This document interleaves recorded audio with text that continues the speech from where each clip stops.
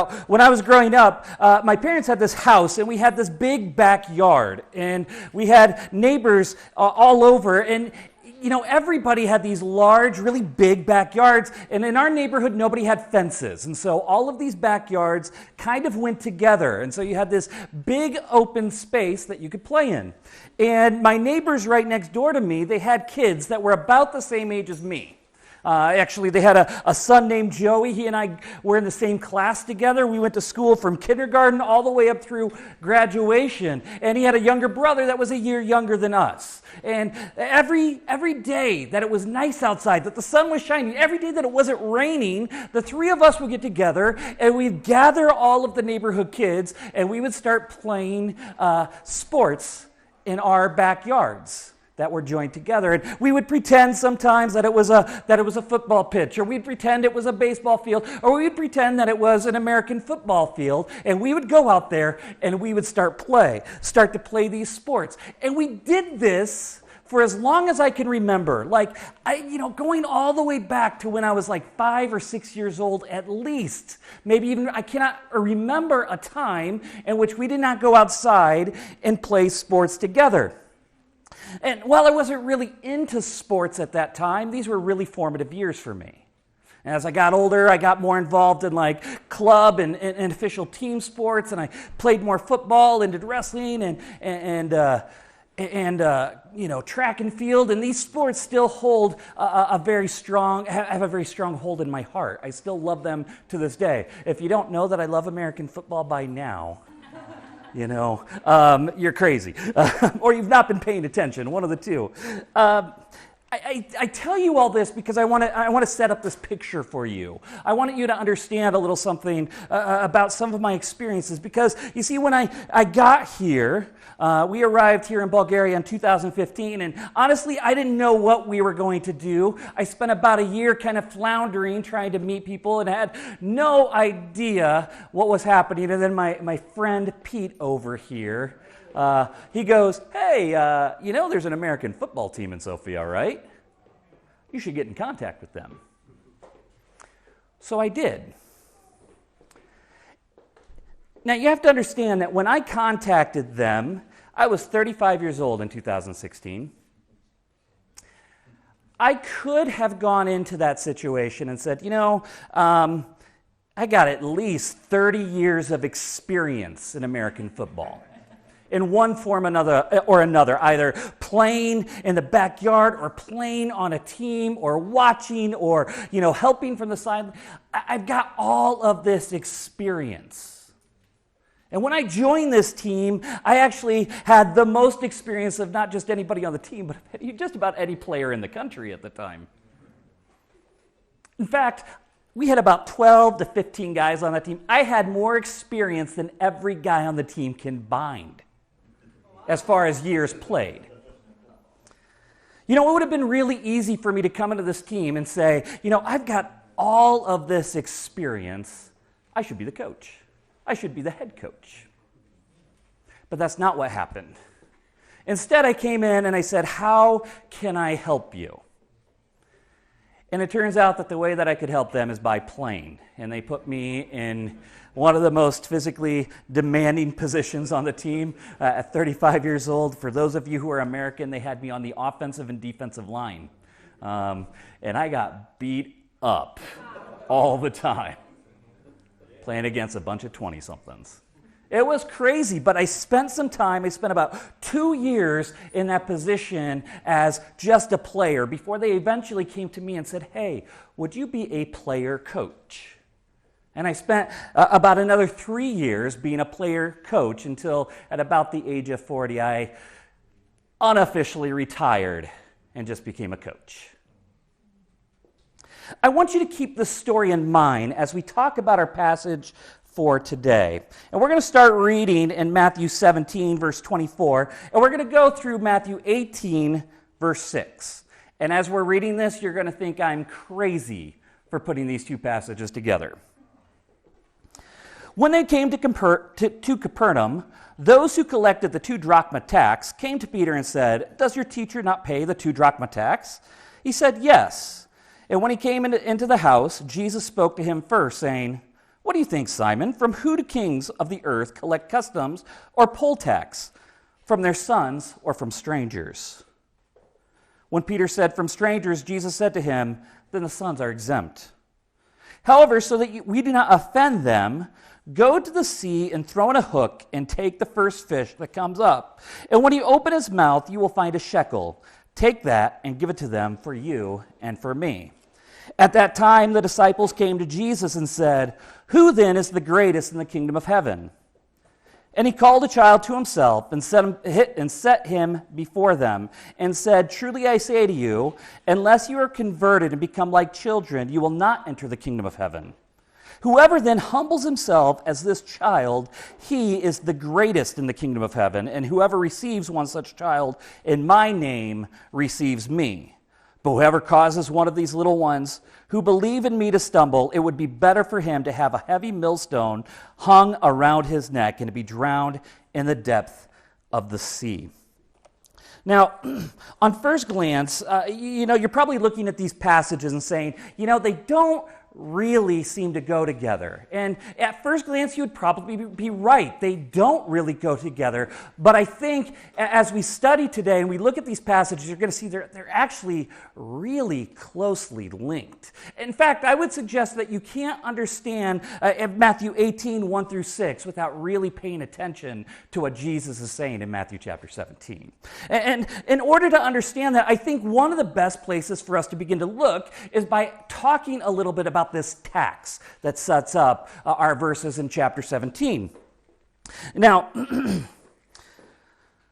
at first glance, it would appear that this 2 drachma tax that these collectors of the tax come and approach Peter about is some sort of civil or poll tax. Now, what is a poll tax? A poll tax is a tax that is issued by a king, and everybody has to pay the same amount regardless of what their resources or their financial income. Everybody has to pay it. And it would make sense that this is what we're talking about today, because when Jesus talks to Peter, he asks the question, who do kings collect a customs or poll tax from? But I would suggest that this isn't actually the kind of tax that Jesus is talking about. But if it's not, then why did he begin by talking about this type of civil tax? Well, in order to understand that, it's important for us to understand what is actually happening here. You see, Jesus says, from whom do kings collect this tax from? See, most scholars believe that what Jesus is talking about here is not a poll tax, it's not customs. What he's talking about here is the temple tax. The temple tax is actually established in Exodus chapter 30, and what that tells us in Exodus 30 is that every man aged 20 to 50 needs to pay a half shekel to the temple. And this was to support the upkeep of first the tabernacle and then the temple. By the way, a half shekel is, anybody know how much that is? 2 drachma. The same amount that the tax collectors asked for here.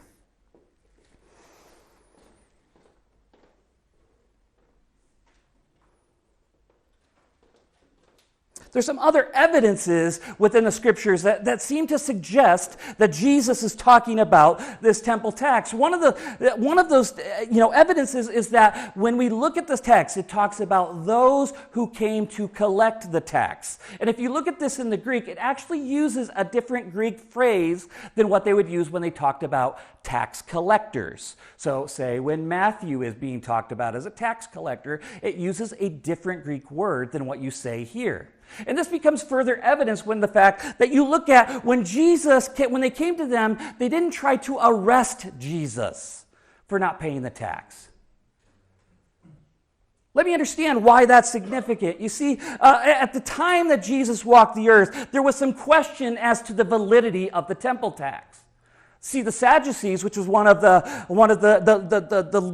leading groups in Jerusalem at that time, they refused to pay the temple tax at all. The sect of Qumran, who was responsible for the Dead Sea Scrolls, they believed that you only paid the temple tax once per lifetime. And yet Jesus doesn't.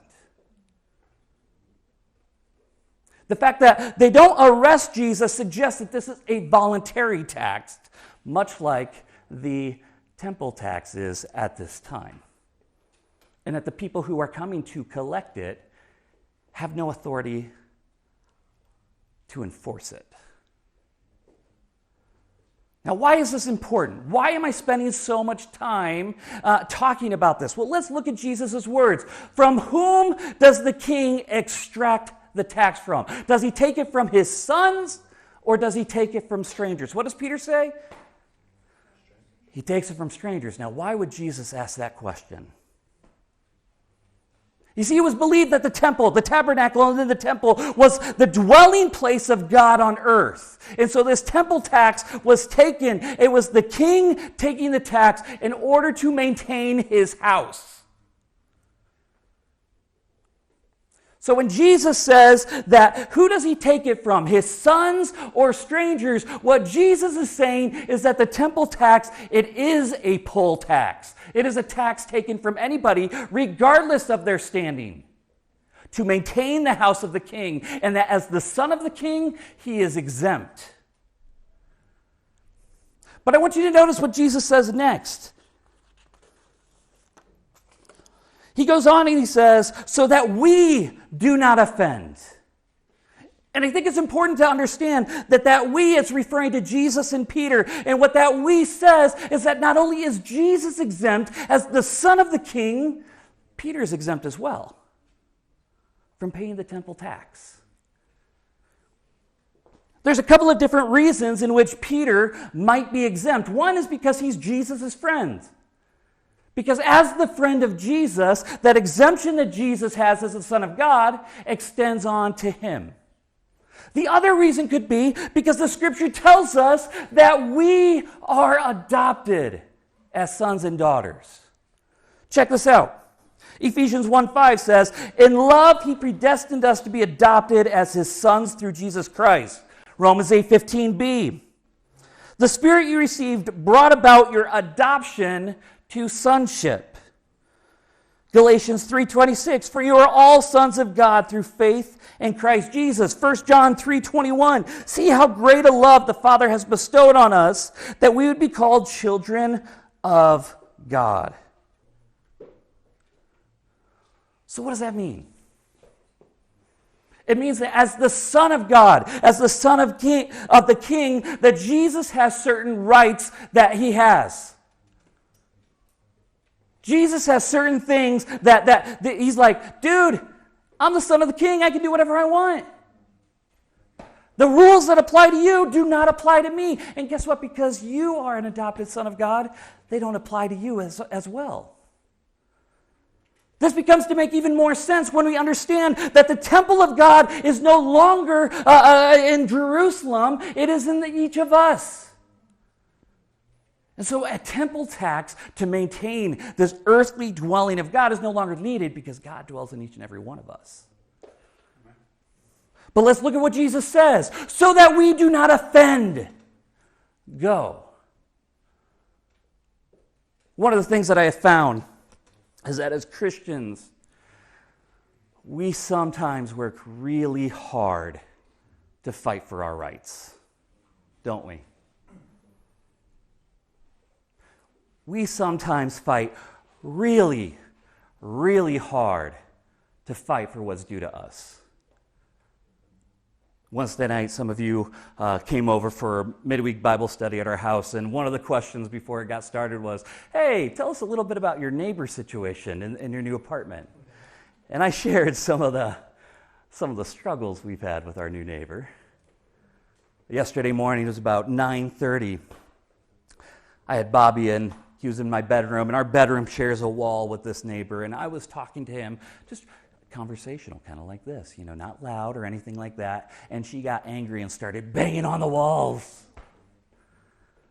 When I went outside and told Sarah, I'm like, she's banging on the walls again. She's like, I'm going to go bang on the walls too. I'm like, no, don't do that. Don't do that. I got to be honest, it wasn't because this message was on my mind. It was because I had something more devious in mind. See, I got this little speaker, and it may be a little, but it's got big sound. And I'm like, this sounds like a perfect day to work in the bedroom playing some music while I'm working. Sounds like a heavy metal kind of day. Let's just crank this up right until quiet hours. And then it hit me. I'm fighting for my rights to be able to talk in my own house. Sarah actually called me out on this. What are you preaching on tomorrow? All right. So I had to put aside my own rights and say, okay, I'm going to not just leave the music going in the bedroom all day, and I'm going to step aside, and I can't let this bother me. I can't fight for my rights in this regards. And as Christians, so many times we get caught up in our own rights. And we don't stop to think, like Jesus thought here, so as not to offend. I am going to humble myself and do something I don't have to do. See, Jesus didn't have to pay the tax. He was the son of the king. And yet he chose to become humble and act like a stranger to his Father and pay the tax so as not to offend. See, Jesus understood that even though he had this position of authority, even though he had this right to avoid paying this tax, that he understood that there was people that would not see his authority, that they would not know his authority, and that they would not understand his authority. And so instead of causing undue drama, he decided to pay it. And that brings us to chapter 18. It's really interesting. You see, I said earlier that at first glance, these two passages don't really appear to be connected. But if you look at verse 18:1, it begins by saying, at that time. See that phrase, at that time? What that means is that Matthew is trying to tell us that what is happening in verses 18:1 through 6 is somehow related to what happened in the previous passage. This becomes even more clear when we begin to understand that when Matthew first wrote his gospel, there were no chapter and verse designations. It was meant to be read as a cohesive whole. And so this connection becomes even stronger. At this time, the disciples came to him and said, "Who is the greatest in the kingdom of God?" Isn't that ironic? Right after Jesus said, I am going to humble myself so as not to offend, that the disciples come to him and say, who is the greatest? Talk about missing the point. And yet, we have to understand that when Jesus chose his disciples, the 12 that we talk about, they weren't the only disciples that Jesus had. But they were disciples that Jesus specifically called out and said, I am going to invest in these 12 more fully. And even in the 12, there was three that Jesus invested in even more fully, James and John and Peter. And even from those three, there was one. And Jesus said, if this one, upon this rock, I am going to build my church. And so Jesus very clearly had some sort of a hierarchy going on, even within his own disciples. And yet Jesus tells them it is not about who is the greatest. It is not about power, and it is not about authority. Rather, it's like this small child. Now, why does Jesus come to them and present a small child in front of them when he says, when they ask him, who is the greatest in the kingdom of heaven? Unless you become like this child and become converted and become like children, you will not enter the kingdom of heaven. So often I've heard it preached that when Jesus presents this child to them, that this child is a picture of innocence and of purity. But contextually, that picture of a child being of innocence and purity, the people who think this clearly have never had children. but it also contextually does not fit what Jesus is saying here. You see, it's not becoming like a child in the kingdom of heaven. It's not about innocence and purity. What does Jesus say it is? He says it in the very next verse. It's about humility. You see, a child, they really, especially, a small child, they have no illusions about where they stand in the pecking order. They don't think of themselves as being great. If I brought my son Bobby in here right now, he would immediately notice, I'm the smallest dude in here. He would come up to me. He would grab hold of my leg. He might reach out his arms and have me lift him up for protection. Because he understands he's not the greatest. And that is what God is calling us to. Jesus doesn't seem to say that we should become like children in regards to our intelligence or our wisdom or our maturity. But he says that we should become childlike in the way that we see ourselves in regards to others. You are greater than I am. Your desires are more important than mine. Your wants should come first. Your needs should come first. This must have been a really small child that Jesus brought before him because,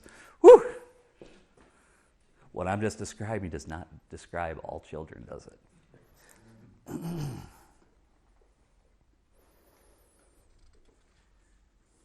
See, Jesus is telling us that his kingdom is the opposite of the kingdom of this world. Whereas in the kingdom of this world, kings insist on their rights, and they are offended when their rights are not met. In the kingdom of God, royalty gives up their rights, and they refuse to be offended. In the kingdom of this world, we're driven by pride. We're concerned with social status. In God's kingdom, humility is what we strive for. And in denying social standings and greatness, we make ourselves great. We're not aiming for greatness, but it's when we deny ourselves that God makes us great. I can't help but think that sometimes in the church, this is something that we really, really struggle with. Not just this church, the church. I'm reminded of a time when my wife and I were dating. We were beginning to talk about getting married. We grew up in a very different faith tradition, within Christian faith tradition. And I remember going over and talking to her parents, and a topic in which we did not agree on came up. And to her parents, that meant we were unequally yoked. And I'm like, what? This is crazy. And I think we sat there and we argued back and forth for a while.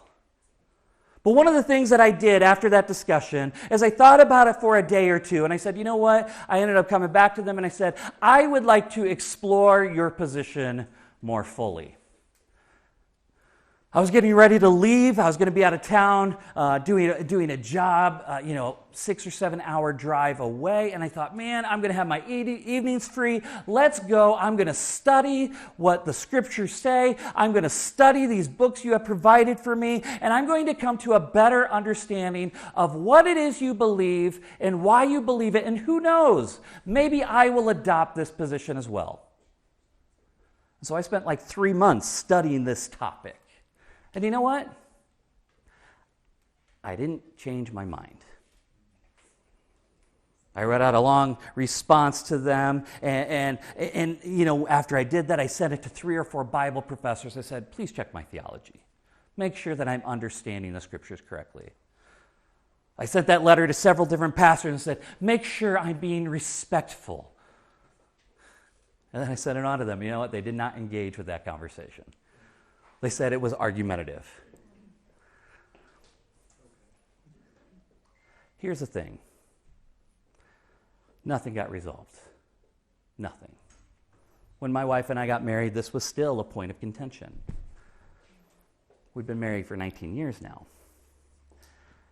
And I can tell you the thing that has brought healing is a building of relationship and humility. It's as they were able to step back and they could watch how I lived my life out, they could say, oh, they're not unequally yoked. They're gifted differently. As I step back and I watch them with their children and their grandchildren, I can say, oh, I may not agree 100% on this thing, but I can respect and honor why they believe that. And as these things began to grow and to develop, eventually we came to a middle ground. Neither one of us are on the extremes that we were, and I think we now have a much more biblically accurate position. I know this is sometimes in the church that when we begin to talk about different expressions of Christianity, different ways to pray or different ways to worship, we have a tendency, we kind of might go, that's weird. Or we might even begin to openly mock it. And yet that's not a position of humility. What it is saying is it's a prideful position in which we say our way of approaching God is the right way. And we've failed to delight in the multitude of expressions in which we can approach God. And so it becomes vital in which we approach not just unbelievers with humility, it becomes vital in which we approach one another with humility and with a childlike faith. Jesus goes on to say in verses 5 and 6, whoever receives one of such children in my name receives me, but whoever causes one of these little ones who believe in me to stumble, it would be better for him to have a heavy millstone hung around his neck and be drowned in the depth of the sea. Now, one of the things that I want you to see here is that in verses 5 and 6, 2 times what we see is whoever receives one such child in my name, whoever believes in one of these little ones who believe in me, or whoever causes one of these little ones who believe in me. See, this childlike faith, this childlike humility that Jesus is talking about is not just being childlike for the sake of being childlike. It's being childlike in a way that brings honor and glory to God. It's about doing these things in His name and in His power. We cannot achieve this level of humility on our own accord. It is only by becoming childlike in His name. It is only when our childlikeness is motivated by our belief in Him that we can have this kind of humility. And Jesus says that whenever somebody causes one of these little ones to stumble, it would be better if a millstone was hung around his neck and he was drowned in the sea. It's important to understand how severe of a punishment Jesus is talking about when he says that somebody who causes one of these little ones to fall away and become prideful. How big of a punishment is this? See, to the ancient Jews, the sea was synonymous with the abyss. The abyss was first understood as the place of the dead, and then later understood as hell itself, the place of the unrepentant dead. The sea was the most terrifying place that many ancient Jews could imagine. And Jesus says, it would be better for you to have a millstone hung around your neck and to drown in the sea. It would be better for you to end up in the place of the unrepentant dead than it would be to cause one of these to stumble. And Jesus isn't just talking about a lack of innocence here. Jesus is talking about bringing them to the point in which they put themselves first, and they put their own desires first, and their own needs first. Jesus is talking about bringing them to a place of pride. Why is Jesus being so strict with people who do that? I think we need to understand that when we go back to Genesis chapter 3, 4, and the serpent approaches Eve, what he said is, we're told that the serpent said to the woman, God knows in that day that you eat from it, the fruit of the tree that was forbidden of them, when you eat from it, your eyes will be opened, and you'll be like God, knowing good and evil. You see, so often we think that the original sin is disobedience, but it's not disobedience. The original sin is pride. The motivation that Satan used to tempt Adam and Eve was pride. The day that you eat from this fruit, your eyes will be open and you will be like God. And so Jesus is taking such a firm stance with people who will cause a person with a childlike faith to fall away, because Jesus is saying what you're doing is the same thing the tempter did. You're causing them to desire to be something that they were never destined to be. You're causing them to fall into pride.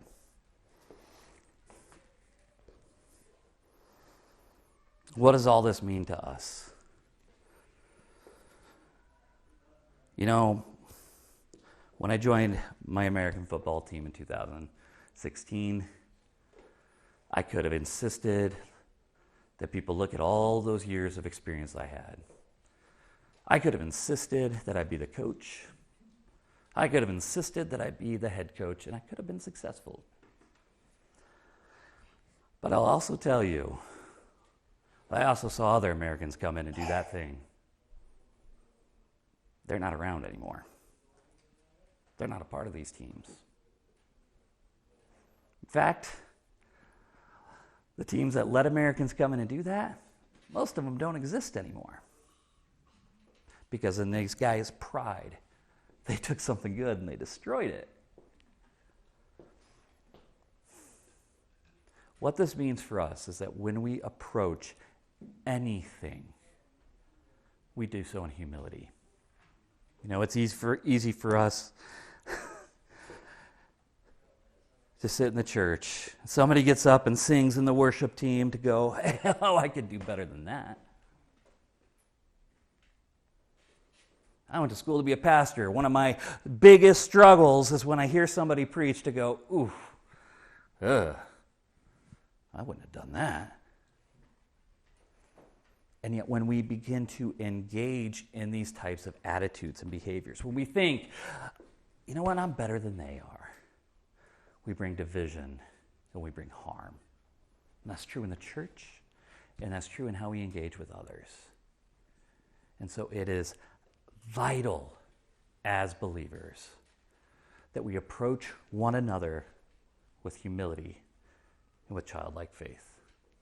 Let's pray.